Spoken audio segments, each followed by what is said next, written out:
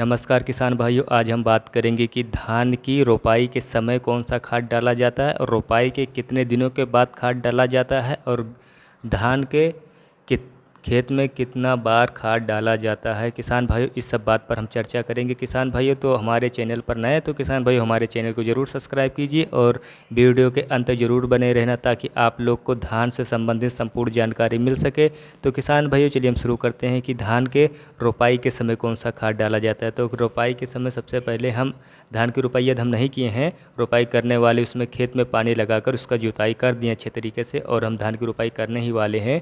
तो उसमें रोपाई करने से पहले हम ही उसमें पोटास और डाई और थोड़ी मात्रा में यूरिया डाल देंगे। तो उसके बाद में हम उसका रोपाई कर देंगे। उसके बाद में रोपाई करने के बाद कम से कम 15 से 16 रोज के बाद या लगभग 20 रोज के बाद हम उसमें यूरिया, कैल्शियम और जिंक के साथ में हम उसमें खाद डाल देंगे धान के खेत में जो रोपाई किया गया था।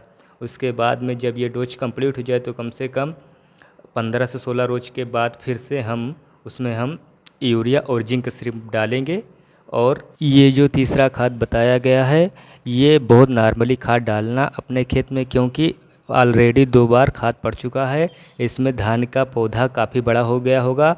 तो इस समय तीसरा खाद हम वही तब देंगे जब तीसरे खाद की ज़रूरत होगी। अगर तीसरे खाद की ज़रूरत है तो हम बहुत नॉर्मली खाद डालेंगे, क्योंकि ज़्यादा खाद डाल देने पर धान का पौधा बारिश के समय या तेज़ हवा चलने से गिर जाएगा, तो उसमें पैदावारी कम हो जाएगी और नुकसान हो जाएगा। तो किसान भाइयों, और पहला खाद और दूसरा खाद इसलिए डाला जाता है दूसरा खाद क्योंकि उस समय धान की ब्यास और हरा भरा करने के लिए डाला जाता है, इसलिए हम कैल्शियम उसमें प्रयोग करते हैं। कैल्शियम प्रयोग करना बहुत ही महत्वपूर्ण हो जाता है उस समय।